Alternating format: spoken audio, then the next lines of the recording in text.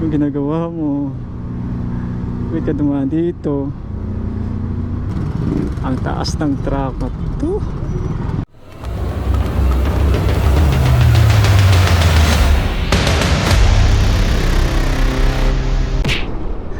Pupunta tayo ng bayan, Binyan mga lads. Kakalabas lang ng bagyo. Bagyong Christine. Grabe putik. Oh? Patay. Busy mga tao ngayon sa paglilinis ng kalsada. Oh. Putik. Ganito ang sitwasyon ngayon pagkatapos ng bagyo. Tapos ng baha, ganito maputik. Busy mga tao dito sa paglilinis. Delikado ang kalsada, ay maputik, madulas. Grabe.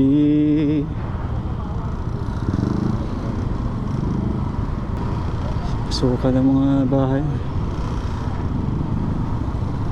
Busy mga tao dito ngayon sa paglilinis. Maputik ang kalsada. Okay. Ay, delikado. Sabi ko na nga ba eh. Tandaan tayo mga lads. Busy mga tao ngayon sa paglilinis ng kanilang bahay. Nabutan ng baha dito.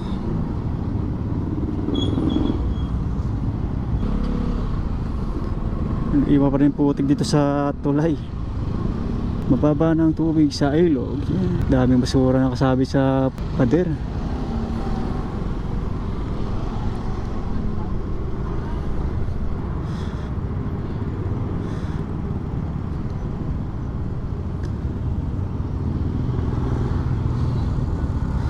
Ganito ang sitwasyon ngayon dito sa Binyan Bayan.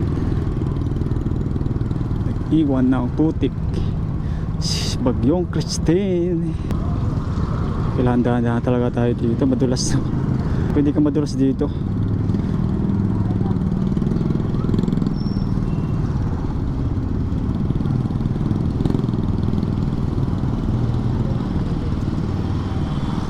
Plaza ng Binyan.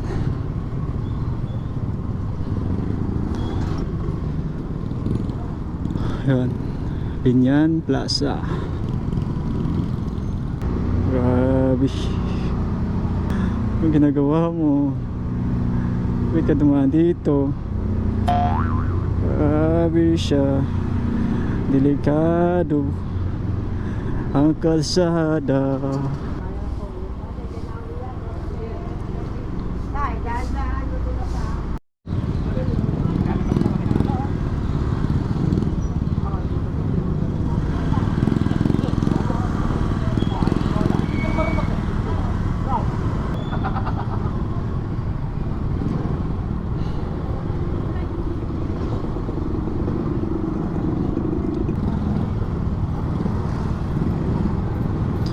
Grabe ang putik dito.